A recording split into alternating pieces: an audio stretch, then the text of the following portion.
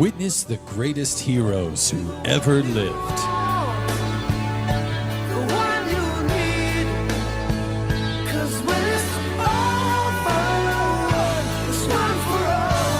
Irresistible danger, adventure, and friendship. Then just let your feelings show and make it all for love. The Three Musketeers. In case anyone hasn't caught on yet, this entire podcast, the year plus that we have been doing this, has just been an audition for Justin to become the voiceover preview guy in the 90s. The one who was like everywhere. I'm trying to go back in time, y'all. In a world. Hello, everyone. And welcome back to Uncultured Universe. That's right. It's 2024. It's a new year, new us, new name, and new theme song, as I am just now finding out. Yeah, you got Killer. right. Sounds incredible, Justin. That shit slaps hard. Shit hard. Slaps. I am so glad we are in just new mode. I love new mode. Yeah. Newer is always better. Newer is always better. Yeah. We are the podcast where two friends show each other movies, shows, and anything else that they need to see, hear, or experience in order to get a little more cultured. I'm your host, Joe, and I'm joined as always with the uncultured Justin. What up? Today it's time to fight for king and country, and if you happen to smooch a few wenches along the way, you're probably doing something right. It's the 1993 Three Musketeers. King and country, emphasis on cunt. Emphasis on the this movie fucking serves. Everyone is like, the mustaches and the goatees are sharp.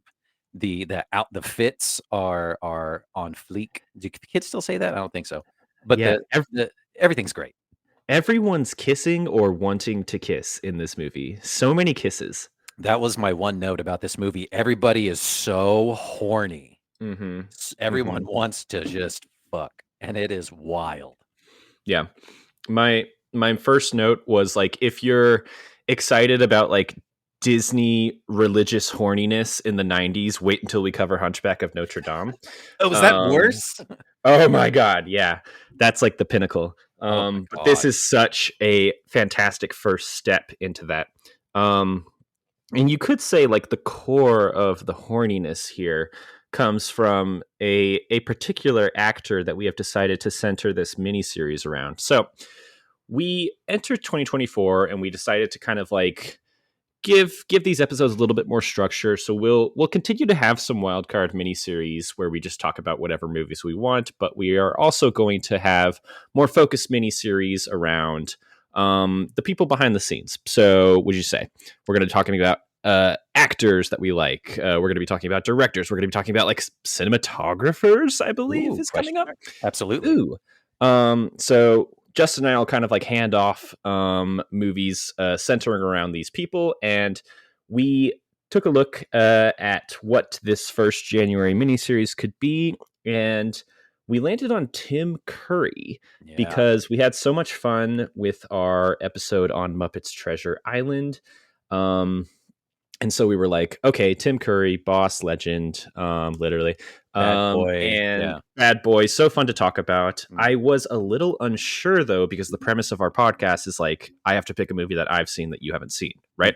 Yep. And I hadn't actually seen Rocky Horror, so I couldn't do that. We should add that to the list. Yep. And I was almost certain that we had both seen Clue and Home Alone, too. Right. Oh yeah, for sure. But yeah, this idea came up, like you said, during the Muppet miniseries that we did back in last May, and you were talking about just your introduction to Tim Curry, and you mentioned that he's in this movie, and I was so just wait, first of all, there was a Three Musketeers movie that I wasn't super familiar with, and he's this effervescent, dripping in badness character, and I had no idea. So we just kind of just filed it away, and it just made sense to start with Tim Curry. He's just such a horny demon in this movie. It's so perfect. I pulled it straight out of my childhood. This was a DVD on the shelf of Murphy DVDs as we were growing up. We were homeschooled. We didn't have cable. We didn't have like television channels, and so we just had this like massive collection of VHSs and DVDs, and this was kind of like in the rotation for Of us. course, yeah. And so an incredible thing I found when rewatching the Three Musketeers is I haven't seen it probably in about 15 years. I can recite this word for word. Really? I knew every line in every scene. That's I was so like good. saying it along with them. It was insane. That's amazing. I love that kind of stuff. Like, you don't realize how formative these movies are when you're a kid, just when you watch them over and over. I mean, it makes sense. Like, your brain's a sponge when you're a young kid, but like being able to turn it on and just being able to say just like those quippy one-liners just off the cuff is so cool. Well, it's like one of the first action movies I ever saw, one of the first romance movies I ever saw, one of the first comedy movies I ever saw. Ooh. Bit of a sexual awakening, if we're being honest. With that handsome twink, Chris Oh my O'Donnell. God, insane! How is this movie not rated NC-17? There's so many like, but it's typical Disney. You know, there's so many just like weird jokes that just like I can't believe they got away with saying that. It's There's in the trailer. It's in the trailer. There's so many heaving like body parts in this movie. Yeah, there's over the shoulder shot of cleavage, and Yeah. in the trailer that I cut, like the official one, is the hilarious line that Sabine is saying to Richelieu, where she has like the knife. She's like, "In one twist of my knife, and I can change your religion."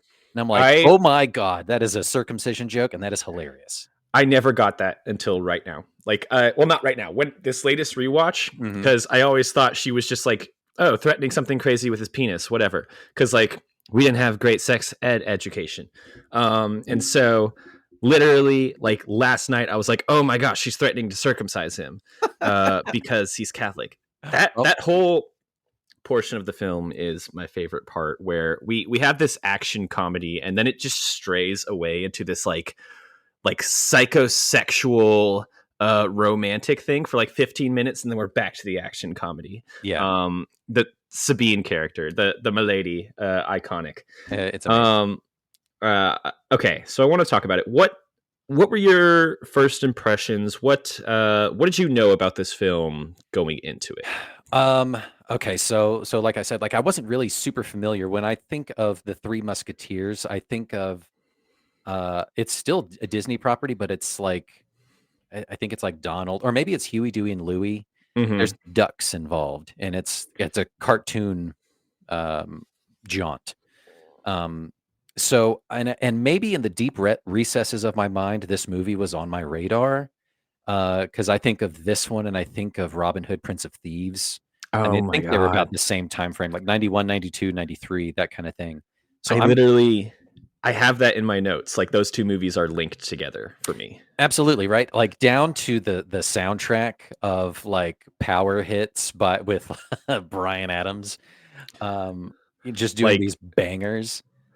Like they're not even trying to get historical accuracy for the accents, and I don't want them to. And so Kevin Costner, Kiefer Sutherland, they're all just American, and it's incredible. Yeah, they're trying their hardest, and you can tell like when they're auditioning for it, and the people behind the producers, and they're like, "Can you do a French accent?" And they're like, "Straight up, no, but I can try." And they're like, "You know what? It's fine. No one's really gonna notice. This will tank the movie." Yeah. But it's not even a big. They're like, dude, like 2 years ago, did you see Kevin Costner in Robin Hood? He's supposed to be British. It fucking didn't even try. So hilarious. Everyone else surrounding him is in British accents. No one else. It's crazy. But yeah, so I kind of put those kind of movies in the same kind of playing field, kind of ballpark. But again, I never saw this. I never had a desire to see this movie, and I think we talked about this in the Treasure Island episode, that you were a pirate kid growing up, playing the dress up and doing more like sword fighting, that kind of thing. I wasn't like super into play sword fighting. I was more like sci-fi. I was more like lasers and laser guns and laser swords, fucking Star Wars and shit. This is exactly what I was going to bring up.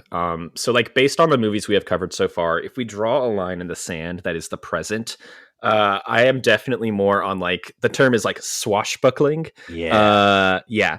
that's what this type of movie is, where it's essentially like heroes with swords doing stuff, and then you're more like futuristic / monsters if we're Mhm. talking about like formative 80s and 90s cinema, right? Yeah, and that forms a really good just like compendium of like just typical kids that you would see on the playground, Yeah. in 3rd or 4th grade. You got the kids playing pirate ship, and then you got the other kids running around going like pew pew pew with their laser guns and like rocket And then boosters.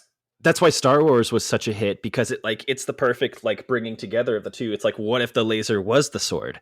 Yeah, and it's amazing. So I can see why like you love Treasure Island, why you love Pirates of the Caribbean, all that kind of stuff. This is Joe encapsulated, and also too, of course, your parents were going to let you watch this movie because it is steeped in so much Catholic It's lore. Catholic as fuck. I know, Yeah. it's great, and they're talking about like chastity. There's like praying. There's crosses everywhere, and they're just like, yeah, it's totally fine. There's hints at sex, but they talk about it in like a bad way. Love that for the kids. Let them watch it. The rule in my household growing up is that overall, like, violence is fine, language is okay, sex, no, we can't do that. And so you could watch like the most rated R bloody movie of all time and it'd be fine.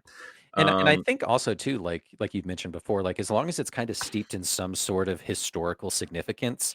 Like I know yeah, you've mentioned like the Patriot, yeah, uh, and, and Braveheart, like very like you said, historically accurate film. very right, very violent, very bloody, like a little bit of sex, but it's mostly like history retelling, epic kind of stuff. So like I get it. My God, we're gonna watch Last of the Mohicans one of these episodes, and it's gonna be one for the history books. This is great. Um, okay, so let me give you some background here. So this the Three Musketeers is based off of a book written in the mid 1800s, I believe, by Alexander Dumas. Mhm. So if that name sounds familiar, he is the same guy who wrote The Count of Monte Cristo, Yep. which is one of the books that we had to read in like 10th grade English in high school, and we all hated it, so we called him Alexander Dumbass Of because course, that's that's how what. his name is spelled. Yep. Which isn't fair, because he's obviously playing a pretty important part in history. Yeah. The Count of Monte Cristo movie is also something that we watched growing up. Are you more familiar with that one, I'm the not. the Jim Caviezel one? No, you mean our Lord and Savior Jim Caviezel? No, I'm not Yeah, familiar with that one. yeah. That's a good one too, actually. But no. So the Three Musketeers is obviously like the big one that he has produced. I was reading up on it. I couldn't tell if it was maybe part of a series like about the D'Artagnan character. Is D'Artagnan Because in the Count of Monte Cristo? no, Oh, but there's this book that is called The Man in the Iron Mask. I should probably look if Dumas also wrote that. But that is essentially like the sequel to this story. Um, really? yeah, so that is also a movie. Leo. I'm like glancing at this Wikipedia page as I'm doing this, because I don't know if he wrote it or if it was like more of like a someone else took the story and followed up on it. Yeah. The Man in the Iron Mask is essentially like not related to this movie, like the Leo follow up, but Mhm. it has the same characters. So you have those core Three Musketeers, you have D'Artagnan, and then the Man in the Iron Mask is the twin of the current king, and they're both apparently like D'Artagnan's kids from when he had an affair with the queen. Oh my god. Like it's again, like it's not supposed to be these same characters, so it's like not like he's having an affair with the queen in this movie. Sure, sure. Um, but yeah, so there's kind of a universe of the Three Musketeers, and the original book itself, this movie is pretty loosely based off of it. Mhm. It focuses a lot more on the Milady character as a villain, I think, and there's less of like a love story and more of like a tragic ending. And D'Artagnan's kind of a little slut, I think, in it. He was Um, his sluttiness is hinted at and talked about. yeah, The opening scene, with him having his standoff with Gerard, he's like, "Hey, man, so good. I'm sorry I fucked your sister, but it's like, no hard feelings, you know?"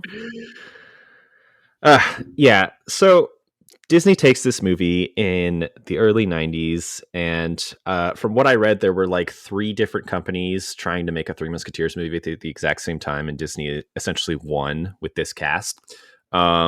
Again, you can tell based on the cast that they're not necessarily going for historical accuracy. It's almost like this movie, literally like beat for beat, you can kind of see like them thinking, what's an action sequence that we can just like throw in here for no real reason. Cannonballs. When they get fired on by cannonballs, it's like, where are they and why are they getting fired on right now? And like cannonballs are just like big balls of like there's no explosive in them. So like, right, what are these? That's not how they work. That's not how cannonballs work.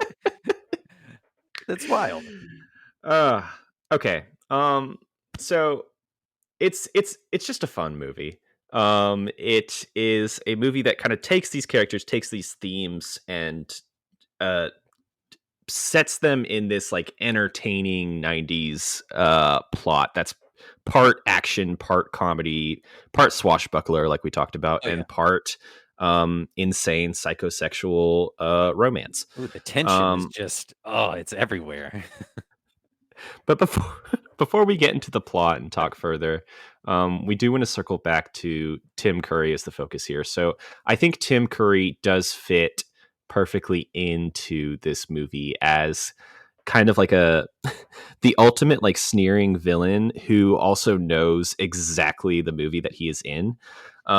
He is fully British. He's supposed to be playing a French clergyman, religious clergyman who is so openly horny and evil.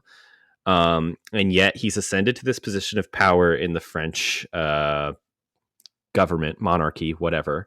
And they have this like vague plot to like kill the king and take over the throne. Like the cardinal would become king at that point. Like, is that how that works? I guess. There's also like 30 people who live in France, and so they're all constantly running into each other all over the place.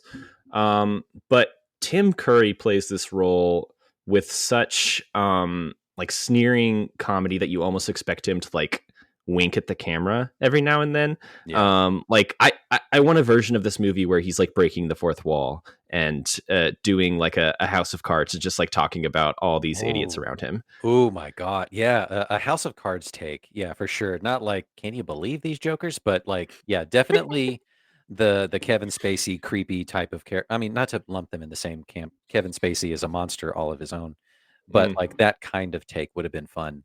I can definitely see how like you need like a slimy kind of character like this to kind of play both sides, and you can kind of see the inklings. Like if they were going to remake that movie or whatever, it would be very Game of Thrones-esque because there's like that underlying political arm to it. There's the treasonous plot to like get with the other bad dude in the back pocket of the British government and all that kind of stuff. It's very Game of Thrones in that way. So he's kind of like that. I don't know. Who are some of like everyone was like a bad guy essentially in Game of Thrones. The little like peace movers and stuff. Oh, like Littlefinger, and Varys and stuff. Yeah, but yeah, he's like working behind the scenes. But then also too, he's just super horny. He's just like he's got it out. If this movie was not Disney and it was like a little more PG-13, you know, they would have shuffled somebody out of his quarters, you know, just like barely covering themselves, just show that this guy fucks. But you don't really need that because you can tell he fucks. Yeah, I mean, and because it's Disney and because it's the 90s, he's kind of playing this live action version of what was their typical Disney villain at the time, which is kind of queer coded in a way. Like you can tell, like he's Jafar. Not this like he's playing like a Jafar role, kind of. Yeah. And it works. Where it's like, yeah, he's horny, but like we're supposed to kind of laugh at it in a way. And he's flamboyant essentially as this cardinal who walks around in this like little tight little armor piece that he's always wearing. Oh, but it looks incredible. It looks great. And then he's got his cape. And there was one scene where he's like it's an overhead shot, and he's walking up towards the steps or the dais or something like that, and he looks like fucking Darth Vader, Mm-hmm. and it's awesome.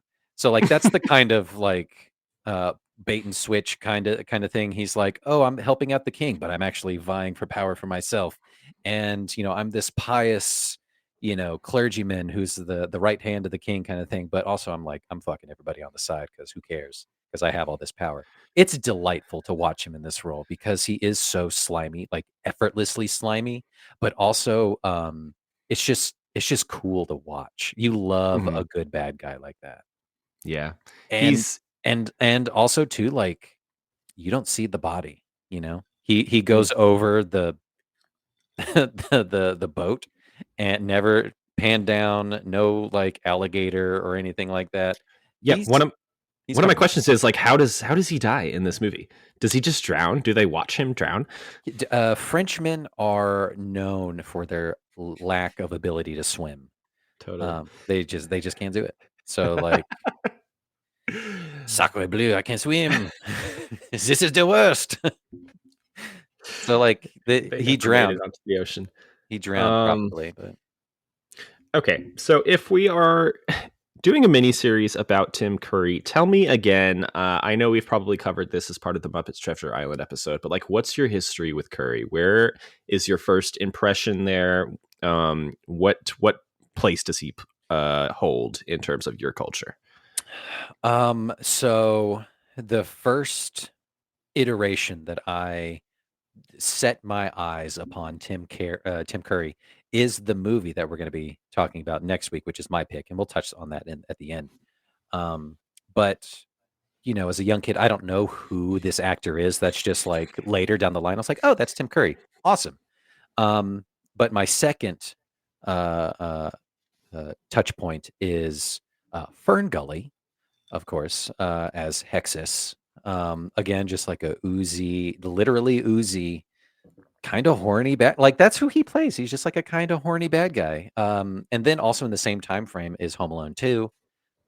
So like the movie that I'm going to do next week or the week after, and then those two movies, like all kind of in the same time frame when I Hmm. watched them. So those were kind of like my first things, and I had no idea really um, who it was, and it was just like that guy is creeping me out, but also he's hilarious, but also like it's captivating, all that kind of stuff. So You can't take your eyes off him. I know, and so like I can't wait for you to see the my pick because it's the same kind of character that he just like effortlessly plays. Mm. Another one that comes to mind in like my teen years was Scary Movie 2. He's in that one and he is hilarious. Who Um, does he play? he's like so the plot of the movie is kind of like the House on Haunted Hill kind of thing where he's like a professor running a test on like a haunted house or something, and he brings students in. He's the professor kind of character, but of course he's super horny, and he has nefarious plots. But it's Tim Curry, and you're just like, I fucking love it. It's delightful. We'll have to watch that one too as a follow up to this series because it's fantastic. Yeah. Yeah, this is definitely my first Curry touch point with Three Musketeers. And so it holds a special place in my heart, and that along with like Home Alone 2 were probably like the big Tim Curry moments in my life. And so they're both these like kind of nefarious villains, but they're also like the heart of the comedy Oh of yeah. each movie. Well, Home Alone 2, he's got kind of his own portion. Hmm. But he's pretty golden in that. Yeah. Um Another one, I guess, would be like the It um, miniseries that came out in the early yeah. 90s. I knew of that. I never watched it because I was like, that's too scary. Like clown, the killer clown. Got to keep that It's away like from me. demented. Yeah, but I didn't see that till much later in life. Hmm. But I knew that's who that was. Yeah, he's great. He's Yeah, great. he kind of like establishes this persona as like someone who's not really afraid to put himself out there, and be these like monstrous or very theatrical characters. Um, Many of whom we label as iconic just right off the bat on He's an instinct, icon. He's an icon. Yeah. Okay, let me give you some stats on the Three Musketeers, and then I may have you run through the plot, and then we Okay, can yeah, talk some more. yeah, no big Yeah. deal. Three Musketeers, directed by Stephen Herrick, who you may know from directing Bill and Ted's Excellent Adventure and The Mighty Ducks, among others. Oh Yeah, my god. you're in Okay. good hands here, bud. Oh my god. Um, That's okay. So that's fitting because Mighty Ducks is is a Disney venture, mhm. and Early Disney, yeah. I think that came out first before this one. At least the first Mighty Ducks did. So they're He like, "Hey, went man, from he went from one Estevez to the next. he did. You're right." That's amazing. I like working with these Um, people. Yeah, yeah, who wouldn't? Based on the book by Alexander Dumas, starring Charlie Sheen, Kiefer Sutherland, Oliver Platt, Chris O'Donnell, Tim Curry, Michael Wincott, and Rebecca De Mornay. What a Mhm. name! Released in November of 1993, just 2 months before your boy was released upon the world. Um, yeah, crazy. Made 111 million against a budget of just 30. Oh, It wow. didn't get like glowing reviews because nothing did, but I think it was a popular hit. I think so, and it makes sense. It plays very Disney. It plays akin to Pirates of the Caribbean. Yeah. Um, Action, whimsy, wisecracks. It felt kind of like it could be they could have made like a ride or a land out Hmm. of this movie, which would have been cool if that was a Yeah. thing that you would want like you know in the late 1700s France or whatever as a land in Disney World. But Come visit pre-revolution era with us, and at the end yeah, of the day, we guillotine someone. yeah, and all the children laugh and they think it's hilarious. um, yeah, thank you for mentioning Pirates of the Caribbean. That's definitely the connection I had in my notes is like the next era of the swashbuckler film. We had a bit of a golden era in like 2003 to 2007 with that original Pirates trilogy, Mhm. and I've kind of just been waiting my entire life since then for the those types of movies to come back, Yeah. because I miss them and they're the only source of joy I've ever had. I bet, that's really upsetting, but, I bet we're due for one, honestly, in the next couple Yeah. years. I wouldn't doubt it. Um, like Game of Thrones had its turn for X amount of years. So, like, people are kinda taking a turn towards more of that medieval kinda stuff. So I wouldn't be surprised if, like, sword fighting pirate movies came back. Yeah, what's the next like quasi comedic, historically based epic film series that we can expect? Maybe westerns will come back around, but that's not really the same thing. Ooh, yeah, I would love to see westerns come back for sure. Mhm. But yeah, as a side tangent, I don't know, like what else? There's so much to explore with like just pirates in general. The whole Captain Blackbeard and all that kind of stuff. There's so much to explore there Mm. outside of the Pirates of the Caribbean verse. Um, I don't know. Pirates of the Pacific. Pirates of the Yeah, Pacific. Let's yeah. go to Hawaii. Let's go to Hawaii, man. Yeah, maybe Vikings will make a or continue to make a comeback in film. I'd watch it. Yeah. Um, all right, Justin. Let's go ahead and do a plot description for the Three Musketeers, which Yeah. has been adapted on film and stage and television dozens of times. Let's see how you do. Hang on, and I will pull up my little timer. Okay. I'm ready. Okay. Tell me about the Three Musketeers in 1 minute. Your time starts now. Three Musketeers centers around the Three Musketeers plus one, which is D'Artagnan. He's a little fuck boy. He wants to join this group of cops in Paris, France, and he's just like a little bit late because there's a coup going on with Cardinal Richelieu, who's played by our lovely Tim Curry. Fuck, he's trying to undermine and kill the king, this young boy, by partnering with the other bad guys in London.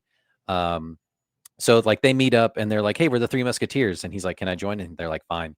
And then they go and they fight, and then there's all this stuff uncovered. Kiefer Sutherland, was a count, and he, fucked over his wife, but she's still alive. And then she throws herself off a cliff, and then they stop the plot And then Charlie Sheen gets shot, but like by the grace of God, he lives somehow, and he joins the Musketeers at the end because they bring the Musketeers back, and everybody's fine, and Gerard sucks. The end. Yeah, I think you covered it. To this day, I still think like the most romantic thing you can do is profess your love for someone and then jump off a cliff. What do you think? That I did not expect that to happen. Because Kiefer is very just at the turn. He's just like, wait, no, never mind. I changed my mind. Do you forgive me? I'm so sorry. And she's like, yeah, I forgive you. Yeet, and she jumps off the fucking cliff. And they're just like, oh well. Anyway, we got to go save the king. He's like, ah, nuts. That is not what, man. Like, don't jump. It was. Oh no. Don't do it. Yeah, it was kind of anticlimactic. That whole bit, like, kind of where the plot and the momentum kind of takes a like a hard emergency break, where they catch the boat before it leaves. She's captured by somebody. I don't know who captures her and who holds her in captivity. Yeah. But then he goes and he like talks to her. And he's like, hey, man, I fucked up. And she's like, hey, I did too. And I can't believe you didn't never notice this fleur-de-lis on my shoulder. Yeah. What a weird spot to have a brand that you're a treasonous monster. But yeah. So it's implied that she has just kind of like had a hard life. She's had to kill a few guys just to survive. She marries him when they're both young and they're actually in love. They love each other, but she's been branded as a murderer. He somehow doesn't find that out until one day when they're writing. She uses makeup or something. Yeah, something. And so he leaves her because of honor. And then goes and like dishonors his whole life or whatever and joins the Musketeers, abandons everything. They come back together. She becomes a spy out of necessity again. The movie takes a more it's more on her side, I would say, in a way than the book is. In the book, she's more of this like sneering villain, sexual temptress person. And in the movie, it's more she's just been like jaded by the whole world. And so that's why she's kind of like fucking off at the end. Yeah, it's kind of James Bondy in that regard. It's kind of what is it? The first one or the first one with Daniel Craig, Casino Royale. Yeah. With what's her face? Yeah. Eva Longoria? No, that's not it. Eva Mendes. Eva Green. There's a lot of Evas out there. A lot of Evas. That same kind of thing where she's like, I have a past, but I'm good now. And then it's like, nope, I'm bad again. Just don't fall in love with me. Yeah. Don't you do it. Don't you do it, James Bond. But the guy who captures her in like the little inn that they are, it explains it in like half a second. I missed it. Horrible. But like he is the brother of the guy she like originally killed, or like whoever like Lord de Winter is, or whoever like her latest husband is. Okay. All right. And is that what got her the fleur-de-lis, or was that like way in the past? No, I think like the fleur-de-lis was like way in the past, and then she's just like killed more people since then. She's got a long list. Girls gotta work. Hey, we talked about girls in STEM, Stab them entrails, mama. So, I kind of wish that was a little bit more clear. But like I said, the momentum and the plot kind of just gets shifted for a second. And I love it. And then she leaps off the cliff and they're like, oh yeah, we got to go like save the king. What are we doing? Let's go. I'll hear nothing. I will hear no negative comments about it. I love it so much. Her and Kiefer Sutherland are so hot together. I want like the prequel miniseries of them and their life leading up to like him betraying her and leaving her and like turning her over to the police essentially. What a fucking narc, like no honor among those kinds of guys. But yeah, dude, you mentioned like in the book, she's kind of a seductive temptress. Like she is exactly that in the bedroom scene with Chris O'Donnell. After they find him unconscious on the side of the road, he's trying to intercept her as a spy. He doesn't know who she is at first. She doesn't know who he is. And then it takes them like 30 seconds to unravel that. And so you can see the turn in her eyes between like, oh, I'm going to fuck this little guy, between that and like, oh, now I have to kill him with my little hairpin. Yeah.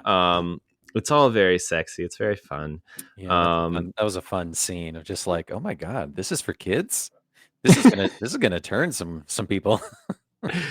but I want to back up to because I love the way that like action sequences are incorporated into this movie and the way that they're used sometimes just like for whatever, but then sometimes to drive the plot and like move characters together. Mm. And so the prime example of that, and I think this happens in the book as well, is like D'Artagnan arrives in Paris. He's this like cocky little prick who thinks he can take on the world. He's trying to join the Musketeers, and he ends up with 3 different duels in the same day Love with it. the titular Three Musketeers. It's such a fun, creative, stupid way to meet them, but it's so funny how like he literally runs into and has a conflict with 3 of them just like on the street on separate occasions, and then schedules duels with them later that day on 3 separate occasions, Yeah, and then they all show up together. it, that Ah, that's like delightful storytelling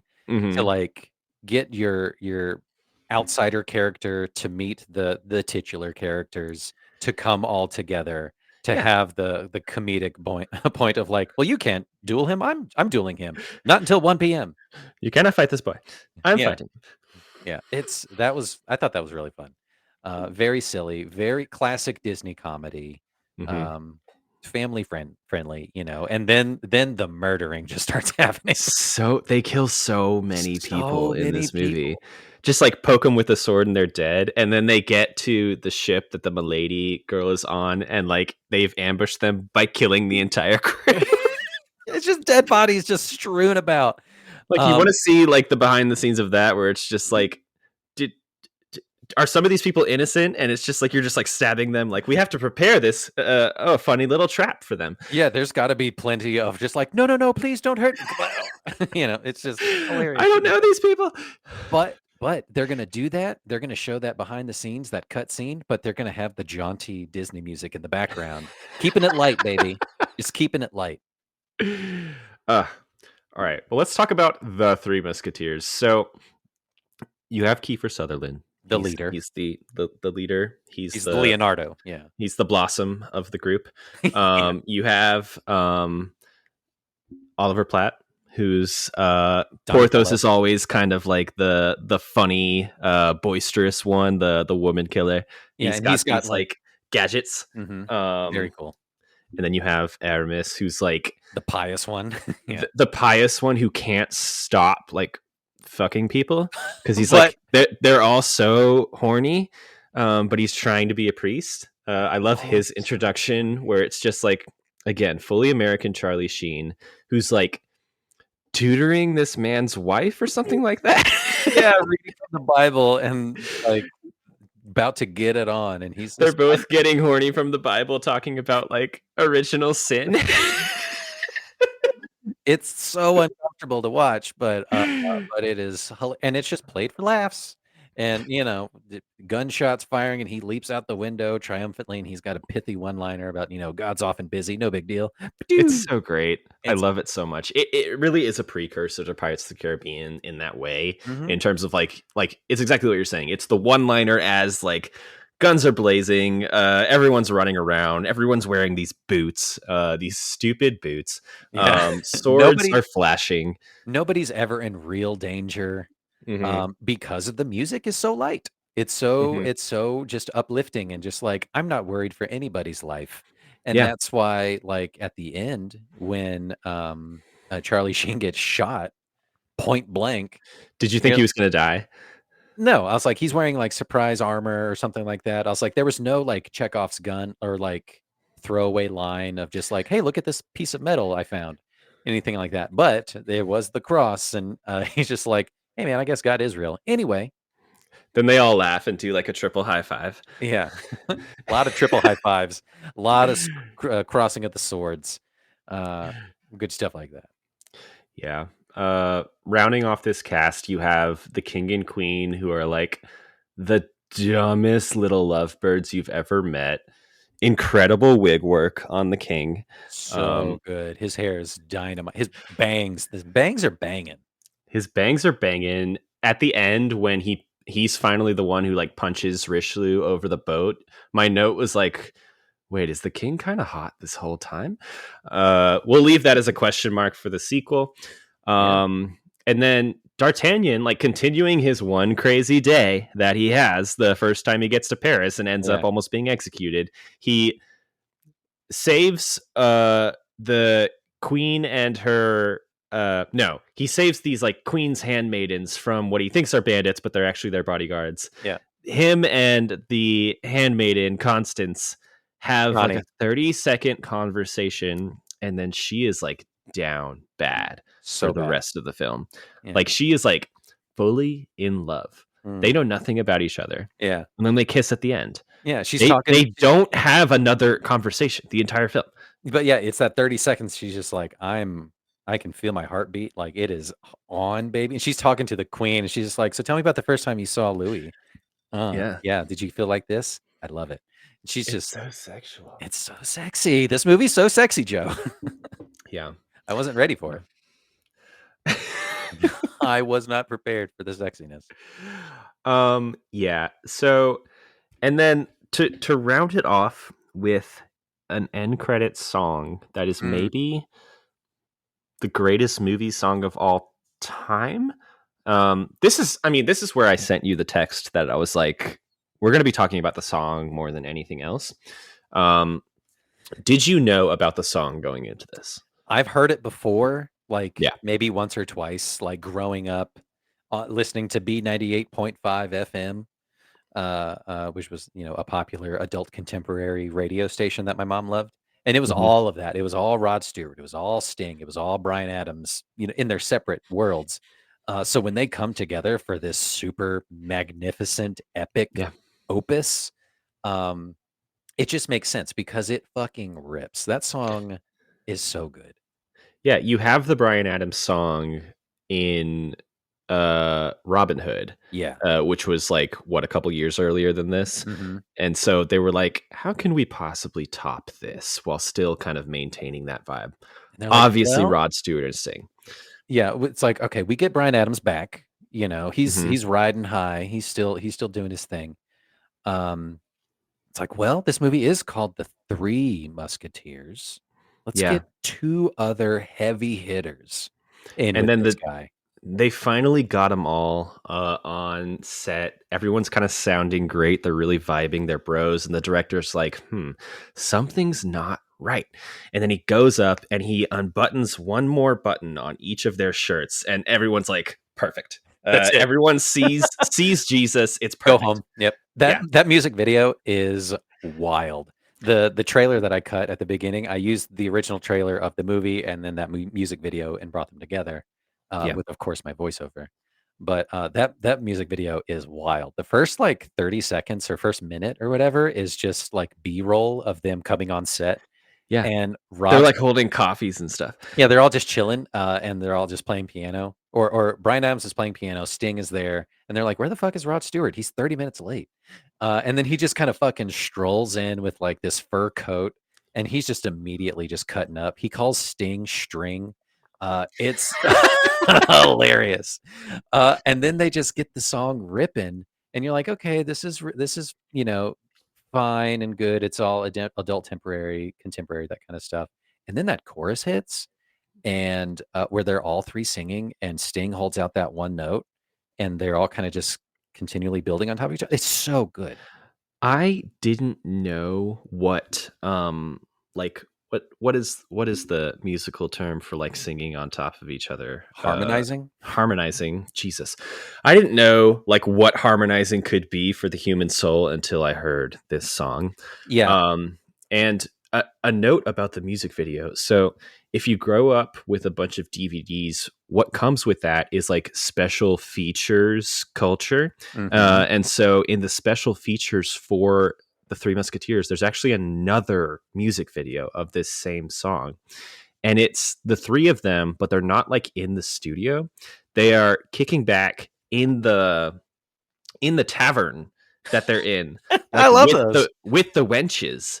But they're like wearing regular like clothes and stuff, but like Rod Stewart is like essentially the Porthos, and they're just like hanging out and they're like drinking flagons and stuff. Just That's what my memory of the music video is. surrounded by babes, Just but total still babes.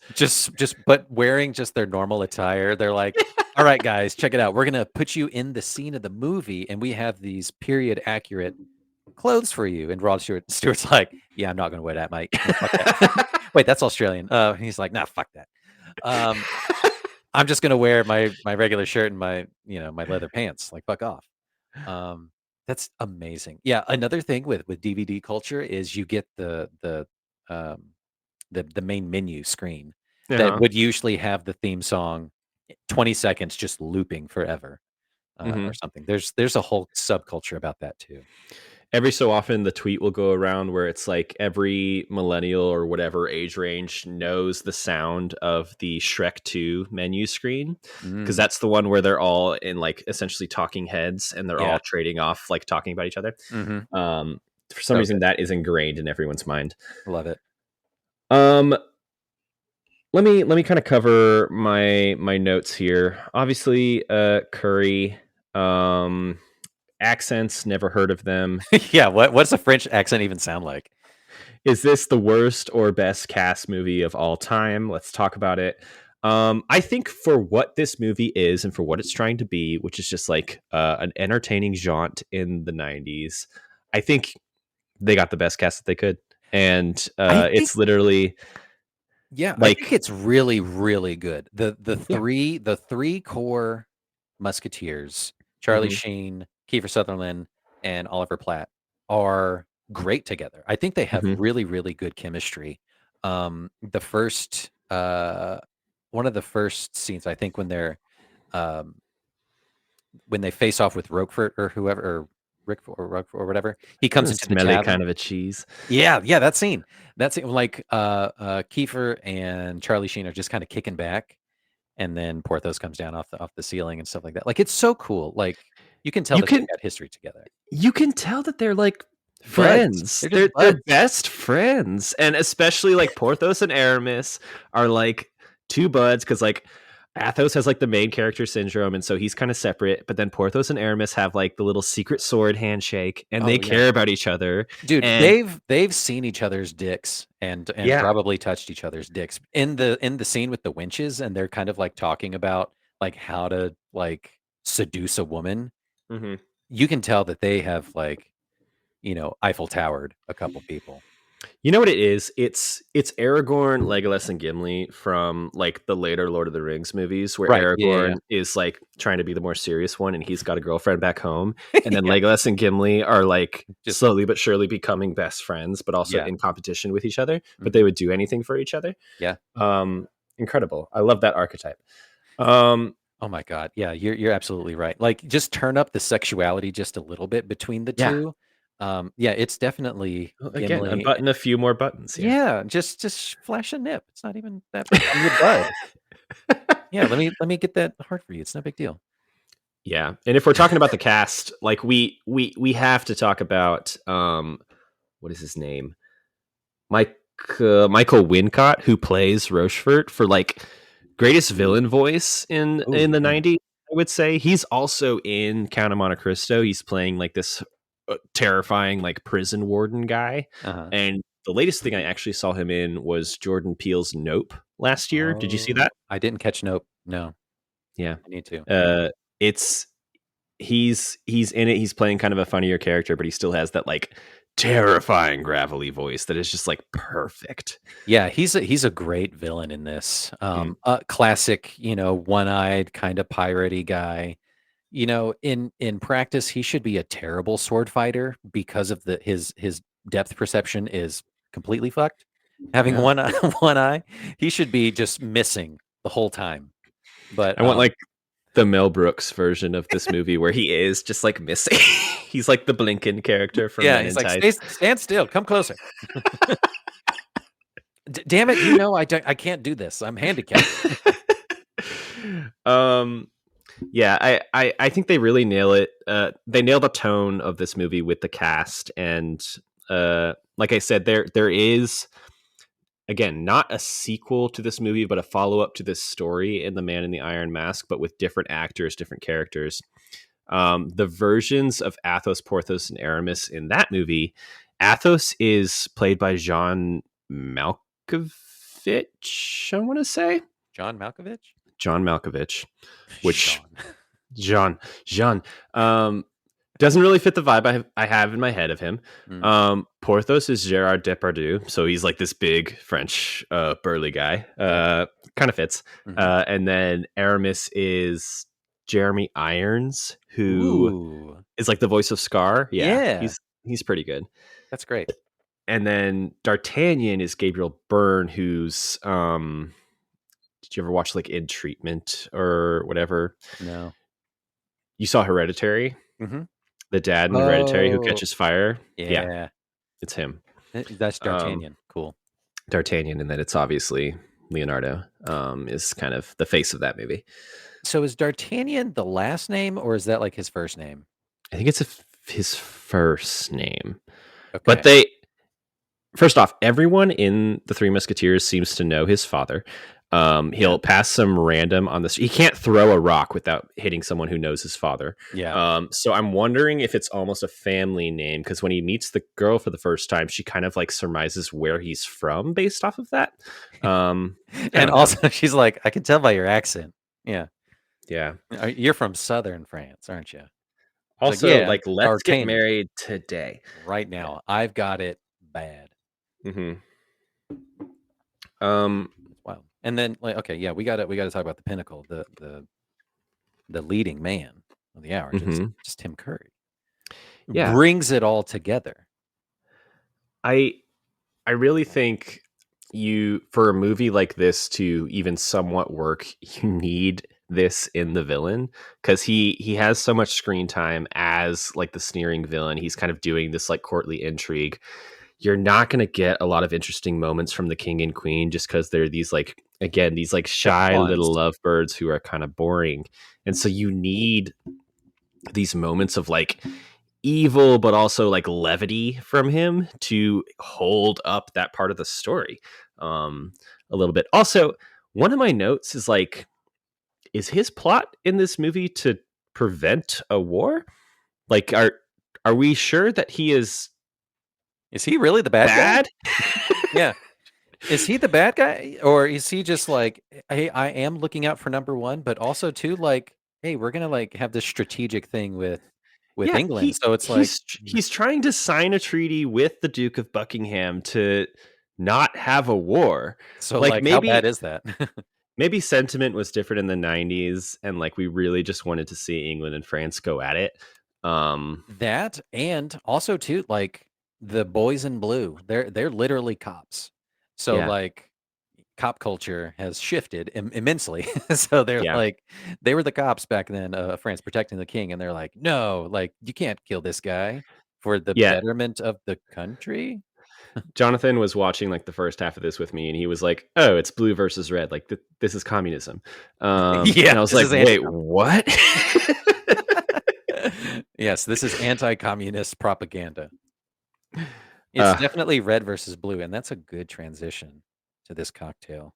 Ooh, yeah, tell me about it. So, of course, with this being the Tim Curry centered month, I wanted to do something based on the character. So this is the Richelieu Martini. It's a little red, little ditty I got here: vodka, Campari, sweet vermouth, bitters, and pineapple juice, which makes it nice and frothy on the top. And then I've got count them, 1, 2, 3, 4 blueberries and 1 cherry. So it's the 3 plus 1 Musketeers, and then the 1 red Richelieu. Aww. It's great, and it's delightful. That's kind of sweet. That totally doesn't look like anal beads. Let me show you what I have. So I was thinking through like what are my standout moments of this movie. I really did just land on that cliff scene. I love it so much. It's such soapy drama. It is. And so what I have here is a vodka, orange juice, cranberry juice, sour apple schnapps with a Luxardo cherry garnish, and I'm calling it Sex on a Cliff because you would typically have peach schnapps for Sex on the Beach, and so I'm giving it more of a green tinge. Yeah. And it tastes incredible. Oh, I bet. Yeah, it's very fruit forward. Yeah. And yeah, it'll make you want to just leap off the cliff after, cleansing your soul. Oh my God. Oh, I love it so much. Yeah. I would pay to see a prequel of Athos and Sabine. Just Give me what they're doing. Give me a prequel of Athos and Sabine, and then a sequel of Cardinal Richelieu surviving and like crawling his way back to the throne and getting revenge on everyone. And we'll call it a day. It's okay. Ryan and I mentioned this, so it's like you don't see any bodies of Sabine, obviously, because it's a kids movie or a Disney movie, PG movie. You don't see the bodies of Sabine. You don't see the bodies of Richelieu. They both somehow wash ashore together, but also go back in time, maybe. Totally. And that's how you get Treasure Island, Muppet Treasure Island. Oh my God! Does she like become Piggy? Piggy, yeah. Benjamina? Yeah, somehow through the void that they sit through in the French Sea, whatever ocean that is. Amazing. The Curry cinematic universe. Yes. Okay, this is how it starts. This is how it starts. But yeah, I would love both of those movies. That'd be great. All right, Justin. Final thoughts on this movie and Tim Curry in this movie before I get us into the dumbest game I have ever thought of. I'm so excited. This movie was fun. Very Disney, very Pirates of the Caribbean. This movie is so incredibly horny. And very pious, very just unabashed, just like Catholic. Yeah, I love it. And just slamming it to you. And then just like Tim Curry just brings it all around with just added horniness, added jokes, added just creepy, nefarious, slimy vibes. It's great. He is. I didn't know too much about this movie, obviously, and reading like the billing, he's billed last, I think, or next to last, or something like that. And I was like, oh, is he in this movie like hardly at all, or like what role does he play in this? And I was like, oh, of course, he's the center figurehead of all the machinations and evil that's going on. Very fitting. So yeah, this is great. The billing on this, just like as an aside, I'm always fascinated with billing on like posters and stuff, is kind of insane because you get Charlie Sheen first. And so you're thinking like, okay, maybe they're doing like an alphabetized sort of thing, which I don't know if they are, because you go Charlie Sheen, Kiefer Sutherland, Chris O'Donnell, Oliver Platt. And so that's like the four of the Musketeers. And so maybe Charlie Sheen was just like hot stuff at the time. And so you get like agents who demand like, my guy needs to be number one. Chris O'Donnell gets moved above Oliver Platt. You can kind of see how Oliver Platt has like the funny guy role in this. And so he's not like as high up as the ingenue Chris O'Donnell or the essentially other lead of Kiefer Sutherland. Tim Curry comes next after that.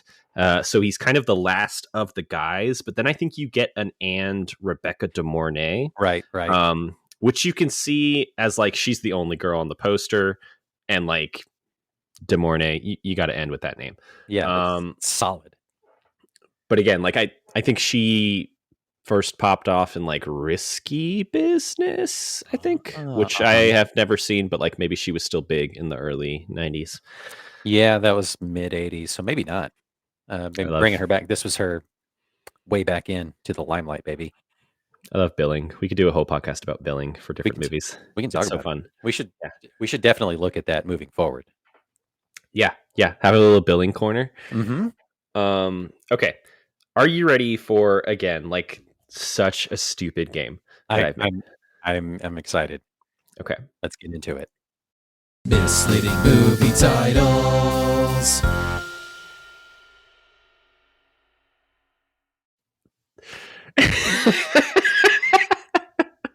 Yep. Thank you for that. That is perfectly fitting. I know. here's my spiel. So growing up, whenever I saw the poster for the Three Musketeers, the first thing I always thought was, well, there's clearly four of them. It should be called the Four Musketeers. That's a better title. Yeah. It doesn't make sense that it's the Three Musketeers. In that spirit, I'd like to play a game I'm calling Misleading Movie Titles. I'm going to give you 10 movies that we have covered on this podcast. So I'll go easy on you here. But I've updated the titles to still somewhat refer to the plot of the movie, but not really in the best way. Okay. I love it. That's great. So you then have to tell me the movie that I'm naming. Okay. Easy Done. enough. Yeah, easy enough. Are you ready to play Misleading Movie Titles? Should we play it again? Do it. Misleading movie titles. The visuals are what do it for me. The visuals are like, People just What? so upset. all right. Fantastic. Okay, number 1. Misleading movie titles. Adventures in Diners. Oh, that's Pulp Fiction. Absolutely. Yeah. You got it. Number 2. Girl, you better get that book. Is that Devil Wears Prada? It's Devil Wears Prada. Yeah. Speaking of, you know what? Ryan's reading that book right now. The Devil Wears Prada. Yeah, she says it's great. Fantastic. We're going to need a little Ryan corner coming up next to give her a review of The Devil Wears Prada. Oh, done. Yeah. Okay, number 3. Violent Revolution of the Masses. I know we haven't watched V for Vendetta. Violent Revolution of the Masses. Is that Chicken Run? No, it's Bug's Life. It's Bug's Life. Yeah. Okay. Number 4. Elevator. It's just Elevator. Elevator. Oh, it's Parent Trap. No. Ah, God damn it. Then it would be I don't know. Elevator. Okay, I can Hardly give you know a hint. It would be like kind of slanted, very like actiony font. Maybe Oh, like a Speed. gunshot through it. Yeah. Speed, yeah. Speed. That did it. Yeah. That did it. Elevator. Elevator. Number 5. Silicon Valley. Oh, that's Social Network. That's Social Network. I got you. Number 6. The Most Evil Lady of Christmas. Let's see. It's not Gremlins. Oh, it's The Family Stone. No, it is Gremlins, actually. I'm referring to the lady who wants to like kill his dog or whatever. Oh God, what was her name? I wasn't even thinking of the Family Stone, but that obviously makes just as much sense. Yeah. So you get that one. Thank you. Number 6, 7. Number 7. Doctors Without Borders. Doctors Without Borders. You're looking at a list of our podcast episodes. Yeah, I have it. I just happen to have You it up. fucking cheater. Is that Young Frankenstein? Yes. It is Young Frankenstein. Yeah. Damn right. You got it. Number 8, The Surfing Lesson. That is Forgetting Sarah Marshall. That's Forgetting Sarah Marshall. It's this one scene. I love it. But okay, Number so 9. You're right. Number 9. How to Build a Theater. Moulin Rouge. Moulin Rouge. You got it. Or is it How All Not to Build a Theater? How to Put on a Production. All right, last one. Number 10. An Actress and a Mother. An actress and a mother. Black Swan? No. No. Who's an actress? Let's see. Not Megan. This is unfair because I do have the list. You're right. An actress and a mother. I'm your mother. When Harry Met Sally. Your mother. No. Moonstruck. Moonstruck? No. Tu Wong Fu. No. Actress and a mother. I think you got this one wrong. Oh, Parent Trap. No. Oh, what is it? It's The Exorcist. Oh no, I missed. Okay, yeah, I missed that one. Okay, Justin, thank you for playing Misleading Movie Titles. You got an 80%, which is a passing grade. And we'll play again someday. Yay! Misleading movie titles. So good. I was gonna say keep that video file on standby because we should really bring this back. We really should. I mean, it makes sense. I Googled, misleading movie titles, and it's just so many pages of results. It's crazy. Fantastic. That's great. All right.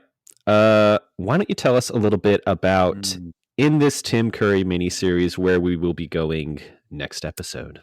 Where we're going to take a hard right into, or maybe it's even a hard left, I would say, into like high fantasy